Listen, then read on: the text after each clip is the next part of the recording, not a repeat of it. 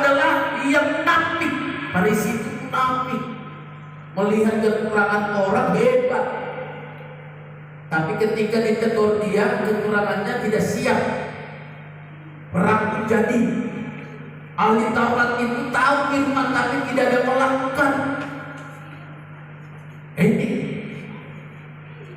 Tuhan menegaskan bagi kita hari ini supaya kita benar-benar mau dijadikan menjadi milik.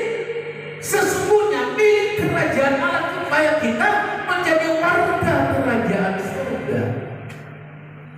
Maka saya harapkan bagi kita mulai memiliki pola pikir, ya, pola pikir yang harus mengarah kepada firman. Maka selalu saya katakan dalam Roma pasal 12 ayat kedua, jangan serupa dengan dunia, janganlah serupa dengan dunia, tetapi harus ada pembaharuan di dalam akal budi. Pembaharuan akal budi itulah bedanya orang mengikut Tuhan dan ahli Taurat. Ahli Taurat dan orang Farisi itu sama dengan orang-orang dunia dalam ibadahnya. Ya, ibadahnya itu yang hanya penonjolan, yang hanya butuh mujizat. Banyak yang harus kita ubah. Masih ingat kata Yesus di dalam Yohanes pasal 6, ketika Yesus membuat mujizat 5 roti 2 ikan, makan 5.000 hanya laki-laki, ada sisa 12 bangku. Ketika sudah makan, Yesus pergi ke seberang dengan diam-diam. Banyak orang mengikut Yesus sampai merental perahu, menyewa perahu, mencari Yesus kemana Yesus pergi. Seperti kelihatan luar biasa, pengikutan kepada Yesus luar biasa sampai siap mengeluarkan dana. Tetapi apa kata Yesus? Ketika mereka bertemu dengan Yesus berkata, "Belum kapan kau nyampe ke sini? Kenapa kau tinggal dekat?" Tapi Yesus berkata, "Apa yang aku cari aku? Aku tahu engkau mencari aku. Kenapa? Karena engkau bukan melihat mujizat, namun karena engkau sudah kenyang makan." Banyak orang mengikut Tuhan, sungguh-sungguh kelihatannya luar biasa, tetapi hanya membutuhkan kenyang makan perut. Hati-hati, ya. Ketika Yesus membuktikan dan Yesus memuji perkataan ini, dia berbicara, "Akulah roti hidup." Dalam pasal 6, "Akulah roti hidup." Maka banyak orang mulai bersungut-sungut. Ketika Yesus menjelaskan Tuhan pribadi kebenaran itu, banyak orang tidak siap, bersungut-sungut. Maka mereka berkata, "Perkataan ini keras, siapa yang siap menerima?" Maka dalam pasal 6 ayat 66, kebetulan anak-anak, biasanya kita tahu dalam Antikris, dalam Alkitab anak-anak. Tetapi dalam Yohanes pasal 6 ayat 66, banyak di antara mereka mengundurkan diri. Ya, mengundurkan diri ketika firman itu keras. Tadinya mengikut Yesus, menyewa perahu, tapi Tuhan berkata, "Aku tahu engkau mengikut aku karena engkau makan kenyang." Bapak Ibu, saya tidak tahu tujuan kita datang ibadah hari-hari ini. Apakah supaya kita hanya makan kenyang? Ketika ditegur firman Tuhan keras, apakah kita mulai bersungut-sungut? Maunya jangan ada seperti itu. Amin. Amin. Karena ini perkataan Tuhan di dalam Wahyu 21 ayat yang kelima ini tidak bisa main-main. Senang atau tidak senang ini harus terjadi.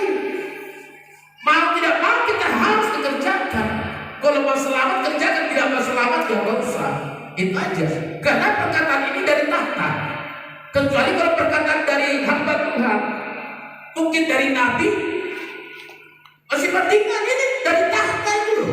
Yang pemegang kekuasaan pun, yang tidak bisa membantah siapapun. Siapa bisa membantah Tuhan? Ada?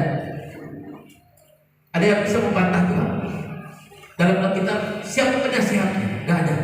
Penasihatnya aja gak ada. Ya. Siapa yang mengetahui pikiran Tuhan? Gak ada. Ini. Makanya pada hari ini apa yang harus kita perkuat? Di dalam setiap kehidupan kita, hanya satu hal, ikuti apa yang Tuhan tuntut dalam hidup kita. pada hari-hari ini. Amin. Amin. Amin. Amin. Ketika kita ikuti arah dari firman, yakin, percaya Tuhan akan sanggup melakukan segala sesuatu, karena Dia tidak hanya muluk-muluk melakukan hal itu, karena Tuhan sudah tahu sejauh mana hidup kita akan dibawa. Ya, Tuhan tahu kemana kita diarahkan. Dia tidak pernah salah. Tuhan tidak pernah ragu membuat satu keputusan. Tuhan tidak pernah salah membawa seseorang itu. Walau kita dibawa kepada kesulitan, walau manusia itu berkata tidak mungkin. Seperti perjalanan orang Israel dari Kanaan ke tanah Kanaan. Kalau mereka berkata ini Kanaan buntu, mereka bertemu dengan laut mati. Tapi kalau sudah Tuhan yang menuntun, laut mati pun, tembok sekalipun, singa sekalipun, setan sekalipun tidak akan pernah bisa. Amin. Haleluya. Haleluya. Buat anak-anak kami dipikirkan ini. Ya. Setan sekalipun menghalangi pendidikan, perkuliahanmu, cita-cita tidak akan bisa ketika kita menyerah. Ikuti aja jalurnya firman Tuhan. Tuhan akan pasti tolong. Amin. Kita bersyukur kepada Tuhan. Tadi kesaksian anak kita, si Marta sama si Lia. Oh, kedua ya, Marta Lia. Dan berkata siapa pun aku, gue sampai berganda. Itu si makian si polisi. Malu si polisi pakai lele rohani polisi, biar gagal semuanya. Tapi kita bersyukur dia bisa berjuang. Buat yang lain jangan takut. Yang mau kuliah lanjutkan perkuliahan. Jangan lihat waktu. Amin. Jangan terus ada uang. Oh, saya terus. Sudah dibuat sinak tadi. Terlalu sokong. Aku mau melanjut, tapi uang gak ada. Siapa bilang gak ada uang? Takut polisi kok. Mungkin uang bapak gak ada sedikit, gak ada karena kurang banyak. Tapi uang Tuhan bapak di surga banyak. Amin. Amin. Amin ya. Jangan tunggu besok. Kalau bisa hari ini percaya. Percaya bapak 1 juta kalau ada uang, bapak di surga punya semuanya. Ada dalam segalanya di dalam hidupku, kerajaanmu, kebenaranmu itu. Ulang dulu. Itu lihat bagian bukan? Ya tidak apa yang dijabarkan. Kau cepat. Aku harus seperti itu kan.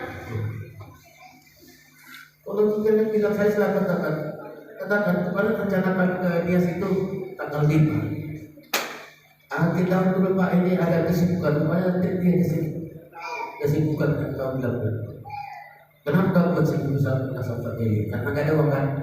Saya nggak mau gagal perjalanan misi. Kalau kena uang jalan berapa uang dan yang cukup cukup 4 juta, 5 juta, kira HP mau berapa uang kita butuhkan ke sana? Biar juga dengan dong. Cukup berapa? Cukup 4 juta, kurang 5 juta, 6 juta, 10 juta. Tuhan kaya. Ya, kalau seperti itu saya ditantang, saya senang. Maka waktu kami mau pulang Jumat, ya tiba mau bayar rentalan mobil. Nah, kenapa kata? Iya begini. Berapa mau rental sekian? Ya ada. Cukup banget. Mana berapa? Sekian aja. Nah, marilah udah kasih. Kok rental? Cukup. Lebih daripada itu. Maka kalau dikatakan kami sudah pulang, gak ada uang kami. Kenapa gak bisa? Tuhan kita kaya, masa takut dalam perjalanan. Ini perjalanan pekerjaan Tuhan. Apalagi untuk perkuliahan. Buat anak-anak jangan takut. Amin. Halo, siapa yang suka mau kuliah lagi? Ada yang mau kuliah, anak-anak sekolah? Tunjuk tangan yang mau kuliah. Jangan berpikir urutan. Kemarin berkat waktu saya di kampung Naya, saya lihat mereka kurang sosial. Tidak ada sosial pakai kalau mati, sangat mati, pas ujian mati miskin. Ini kan terpilih. Saya lihat ini butuh sistem. Saya tanya kemarin Hiper ya, hiper 7 sama komplain sound system yang kecil itu 15 juta. Saya tantang mereka, mau nggak 15 juta itu terkumpul malam ini? Siapa yang mau suka berkali? Nggak ada mau. Saya tanya siapa, seluruh jemaat sini coba, mau nggak itu sound system 15 juta bisa ada di tempat ini? Pasti dia lagi. Mulai ini, so tak kasih ini. Kalau mau diberkati langsung spontan.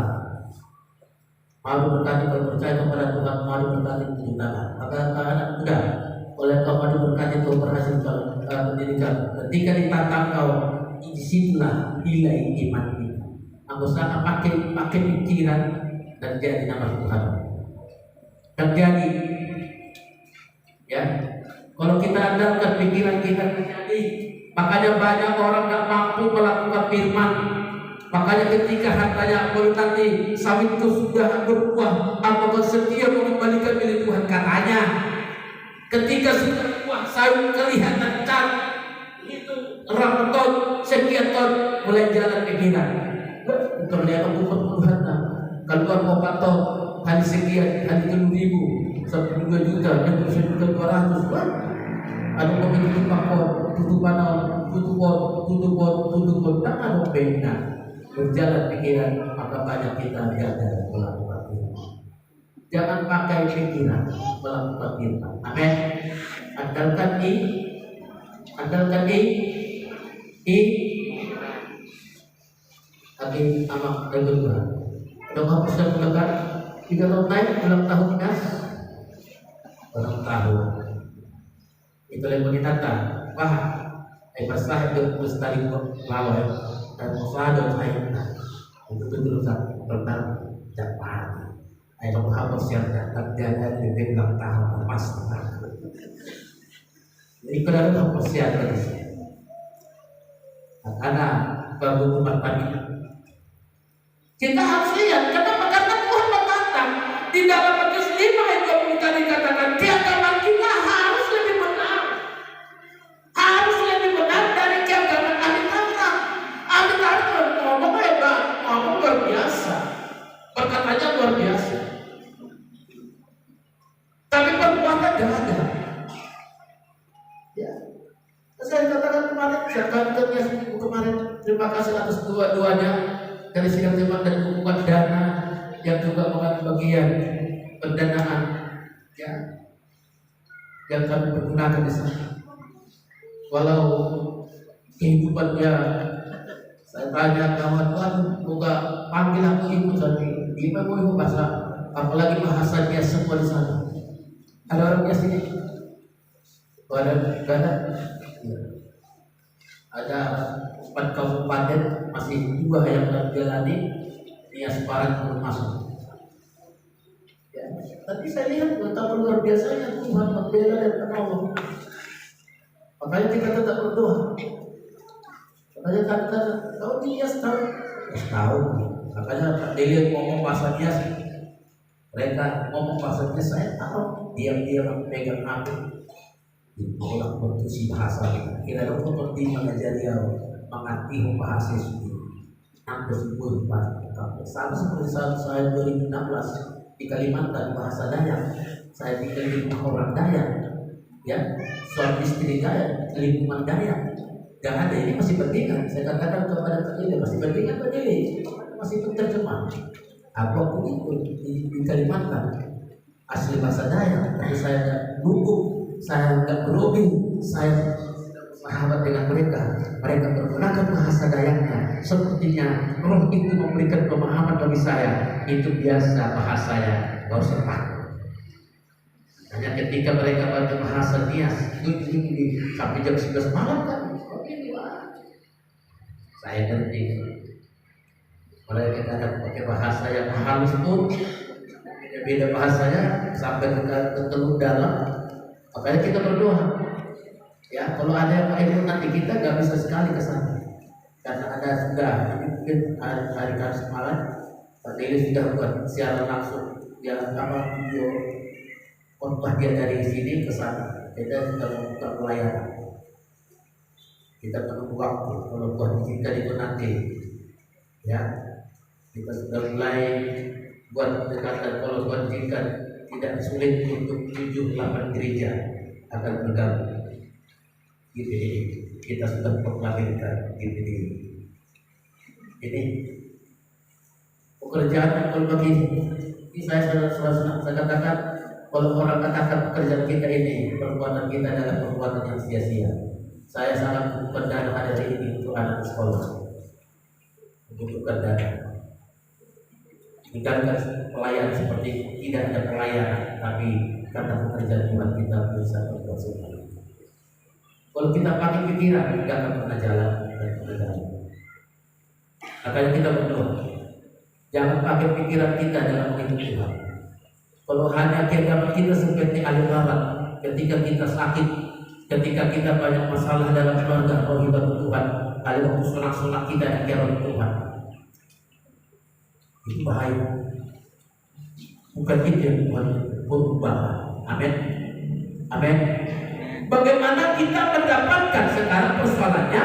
Bagaimana kita mendapatkan keagamaan kita lebih benar dari ahli Taurat dan orang Farisi? Kedua, bagaimana kita bisa memiliki apa yang tuntutan Tuhan dari tahta itu untuk menjadikan segala sesuatu baru? Berarti tentang pengikutan kita, tentang ibadah kita harus berubah. Harus berubah. Mari kita lihat di dalam Wahyu pasal 19.